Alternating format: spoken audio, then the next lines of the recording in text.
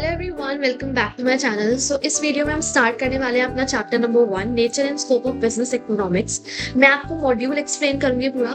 मैंने मॉड्यूल से नोट्स बनाए हैं और मैं उनको आपको एक्सप्लेन करूंगी पॉइंट वाइज, और फिर उसके बाद मैं आपको बताऊंगी कि उसको जब मैं एक्सप्लेन कर दूंगी तो आपको कहाँ से कहाँ तक मॉड्यूल रीड करना है। जब आप उसको रीड कर रहे होंगे तो आप कनेक्ट कर पाओगे कि जो चीज मैंने समझाई है पॉइंट वाइज वही मॉड्यूल में भी लिखी, जिससे आपको मॉड्यूल इजी लगे, इसलिए मैंने सारी चीजें पॉइंट्स में कन्वर्ट कर दी है। अभी हम जो है अपना मॉड्यूल स्टार्ट करने वाला है चैप्टर नंबर 1 का। इस प्लेलिस्ट में आपकी दोनों यूनिट्स कवर हो जाएंगी, unit 1 and unit 2। Let's start with the chapter number 1, unit 1, topic 1.0.0। ऐसे हमारे टॉपिक्स दिए हैं तो हर वीडियो में हम एक टॉपिक कवर करें। first thing is that what is business all about? Business क्या होता है? We have meaning of business। तो business हमारी एक economic activity होती है। economic activity मतलब जहाँ पे we can earn money, ठीक है। अगर आपकी एक बेकरी शॉप है, ठीक है, और आप जो है केक्स बनाते हो, अब दो चीज हो सकती है, या तो आप वो केक खुद खाओगे, ठीक है, या फिर आप क्या करोगे, उसको सेल करोगे। तो जब आप उसको सेल करोगे तो आपके पास क्या आएगा, पैसे आएंगे, मनी आएगी, आपको प्रॉफिट होगा। तो अगर मैं इन दोनों सिचुएशन में से पूछूं कि कौन सा इकोनॉमिक एक्टिविटी है और कौन सा नहीं, तो आपकी ये वाली इकोनॉमिक एक्टिविटी है और ये वाली नॉन इकोनॉमिक एक्टिविटी है। या फिर मान लो एक थर्ड कंडीशन कि आपने वो केक किसी को ऐसे ही दे दिया खाने के लिए, वो भी क्या है, आपकी नॉन इकोनॉमिक एक्टिविटी है। बिजनेस क्या होती है, बिजनेस इकोनॉमिक एक्टिविटी होती है जहाँ पे आप मनी के लिए काम करते हो, प्रॉफिट के लिए काम करते हो। नेक्स्ट थिंग इज, यहाँ पे हमारा किसका इन्वॉल्वमेंट होता है, ट्रांसफॉर्मेशन का। क्या ट्रांसफॉर्म होता है, इनपुट से आउटपुट बनता है जिससे वैल्यू क्रिएट होती है। फॉर एग्जाम्पल, एक बेकरी परचेज करती है फ्लोर, शुगर, बटर, और जो वर्कर्स हैं वो उसको यूज करते हैं, मशीन्स को यूज करते हैं और केक बनाते हैं। तो ये सब चीज क्या थी, ये थे इनपुट, और इन इनपुट से आपने क्या बनाया, आउटपुट। हम क्या करते हैं इसमें, हम ट्रांसफॉर्म करते हैं इनपुट को आउटपुट में to create value. To create value क्यों, वैल्यू की क्या बात है यहाँ पे कि फ्लोर, शुगर और बटर अलग अलग इनकी कम वैल्यू थी, बट जब हमने इनको मिला के कोई एक चीज बनाई, केक बनाया, तो उसकी वैल्यू ज्यादा है इन सारी चीजों से। अब जो केक है वो वैल्यूएबल हो गया। आपको 2 पॉइंट याद रखना है, बिजनेस इकोनॉमिक एक्टिविटी है और यहाँ पे हम ट्रांसफॉर्म करते हैं इनपुट को आउटपुट में टू क्रिएट वैल्यू। जैसे फॉर एग्जाम्पल हमारे पास वुड थी, तो वुड की इतनी वैल्यू नहीं थी, बट उस वुड से हमने चेयर बना दी, टेबल बना दी, तो इसकी वैल्यू ज्यादा है।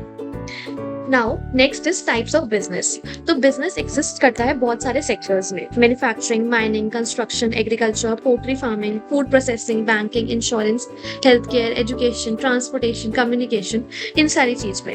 एग्जाम्पल भी मैंने यहाँ पे लिख दिया है, सबके आप रीड कर सकते हो। ये मॉड्यूल में नहीं लिखे हैं, बट ये सारी चीजें मॉड्यूल में लिखी है।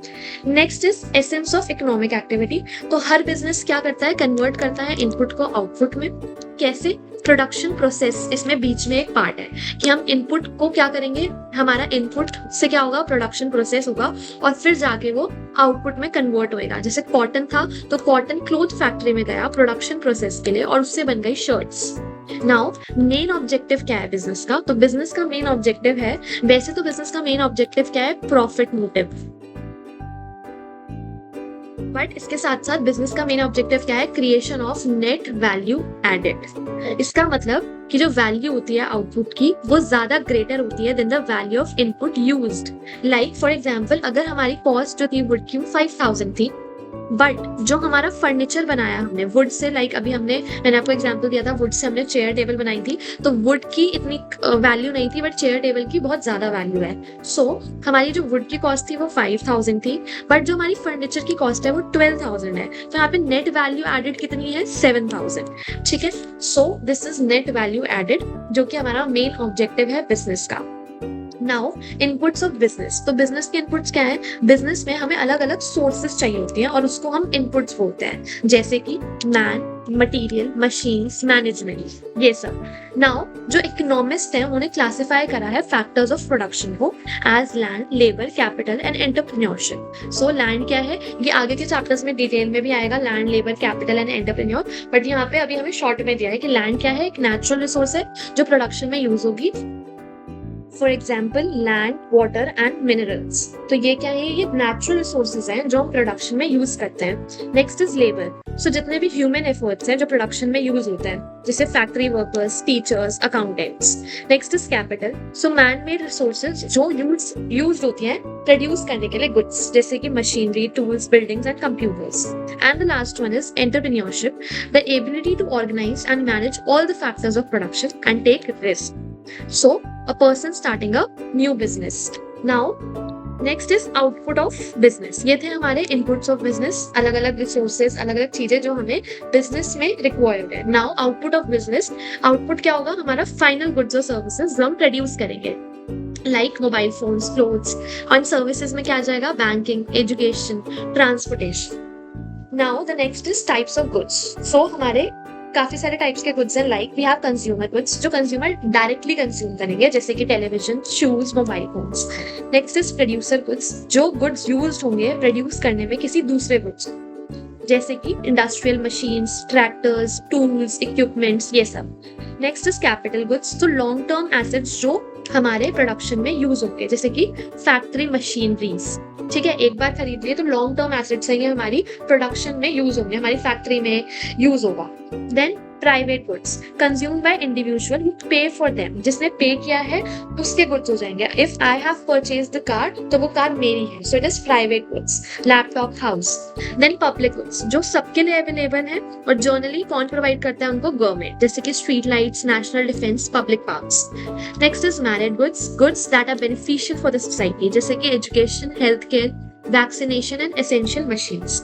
And the last one is non merit goods या फिर डीमैरिड गुड्स, जो गुड्स हार्मफुल है सोसाइटी के लिए, जैसे कि सिगरेट्स, तंबाकू, एल्कोहल। सो ये बेनिफिशियल है, ये बेनिफिशियल नहीं है। Now durable goods and non durable goods. तो ड्यूरेबल गुड्स जो रिपीटेडली बहुत लॉन्ग टाइम तक यूज हो जाएंगे, जैसे कि refrigerator, car, washing machine and furniture. Non durable goods जो सिर्फ एक ही बार यूज होंगे, जैसे milk, bread, soap, food items. Now यहाँ पे हमारे गुड्स खत्म हो गए सारे। So we have consumer goods, producer goods, capital goods, private goods, public goods, married, डीमैरिड goods, durable, non durable goods. Now we have the purpose of the economic activity. Economic activity we have already discussed. So इसका purpose क्या है, तो इसका purpose है production, consumption, distribution, exchange and inventory accumulation, मतलब storage of goods. So main purpose क्या है इसका, क्रिएट करना सरप्लस और प्रॉफिट। सो फॉर एग्जांपल एक कंपनी मैन्युफैक्चर करती है लैपटॉप और अर्न करती है प्रॉफिट सेल करने के बाद, तो इसीलिए यहाँ पे क्या होगा, उस कंपनी का प्रॉफिट होगा। Now non profit organisations. So non profit organisation जो होती है उनका एम जो होता है वो प्रॉफिट अर्न करना नहीं होता, उनका ऑब्जेक्टिव होता है सोशल बेनिफिट्स, जैसे NGO, charitable hospitals, educational trust. So for example एक चैरिटेबल हॉस्पिटल है, वो प्रोवाइड करता है फ्री ट्रीटमेंट पुअर पेशेंट्स को। Now next is decision making in business. So her business को कुछ इंपॉर्टेंट डिसीजंस लेने पड़ते हैं, जैसे कि प्रोडक्शन यूनिट डिसीजंस, कि हम क्या बनाएं, व्हाट टू प्रोड्यूस। इसको भी अभी आगे हमें थोड़ा डिटेल में पढ़ना है। सो व्हाट टू प्रोड्यूस, क्या बनाएं, ठीक है। व्हेन टू प्रोड्यूस, कब बनाए, ये डिसाइड करना पड़ता है कि कब बनाना है हमें। जैसे आइसक्रीम्स है तो वो समर सीजन के टाइम्स पे बनेंगी, ज्यादा प्रोडक्शन होगा समर्स के टाइम पे। फॉर होम टू प्रोड्यूस, किसके लिए बनाए, सो अपना टारगेट कस्टमर हमें डिसाइड करना पड़ता है। फॉर एग्जाम्पल अगर आप लग्जरी गुड्स बना रहे हो तो आप हाई इनकम कस्टमर्स को टारगेट कर रहे हो, और अगर आप लग्जरी गुड्स नहीं बना रहे हो, आप नेसेसिटी गुड्स या नॉर्मल गुड्स बना रहे हो, तो फिर आप हाई इनकम कस्टमर्स को टारगेट नहीं कर रहे हो। वाई टू प्रोड्यूस, क्यों बनाए, तो हमें जो पर्पस है प्रोडक्शन का वो भी देखना पड़ता है। सो फॉर एग्जाम्पल कि वो कस्टमर की डिमांड को, कस्टमर को सेटिस्फाई कर रहा है या नहीं कर रहा है, डिमांड को सेटिस्फाई कर रहा है या नहीं कर रहा है, और साथ साथ उससे प्रॉफिट हो रहा है या नहीं हो रहा। सो ये सारी चीजें हमें देखनी पड़ती है। Now next is financial decisions. So एक फाइनेंस डिपार्टमेंट जो है उसे बहुत सारे इंपॉर्टेंट डिसीजन लेने पड़ते हैं, जैसे when to raise funds, raise कब करना है फंड्स, क्या राइट टाइम है बोरो करने का या इशू करने का shares. Then where to use funds, कैसे उन फंड्स को एफिशिएंटली यूज करना है, कब मशीन्स खरीदनी है या नहीं खरीदनी है, कौन सी चीज हमें लॉन्ग टर्म एसेट्स खरीदने हैं या नहीं खरीदने हैं, तो वो सारी चीजें हमें डिसाइड करनी पड़ती है। What should be the maturity और एंड अदर टर्म्स। सो हमें डिसाइड करना पड़ता है loan period, interest rate, repayment conditions, ठीक है, ये सारी चीजें। And the last is decision problem. So decision problem is area of choice.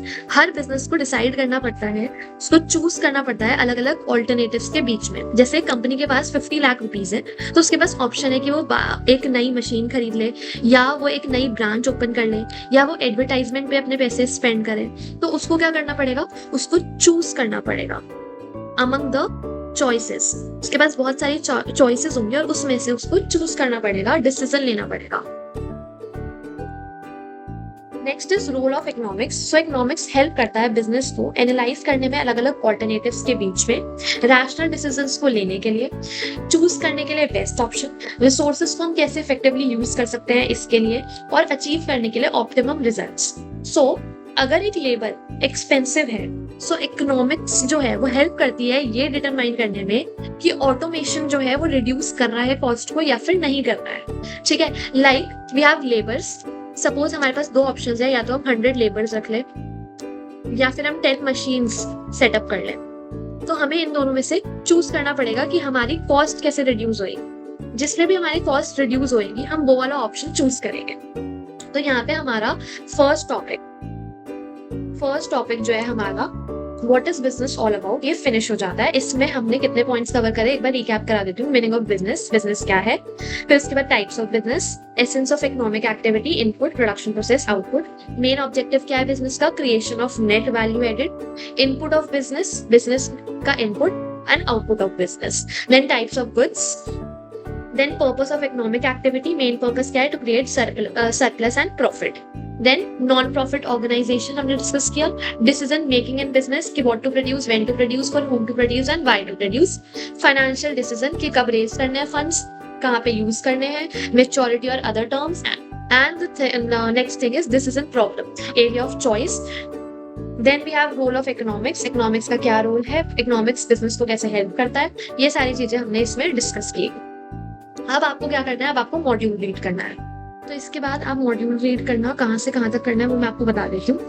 सो आपको करना है यहाँ से, ये वाला टॉपिक पूरा आपको रीड करना है, what is business all about, यहाँ से यहाँ तक, अबाउट तक आपको रीड करना है। सिर्फ इतना ही मैंने अभी एक्सप्लेन किया। इससे आगे अगर आपको समझना है तो आप इस प्लेलिस्ट की नेक्स्ट वीडियो देखो।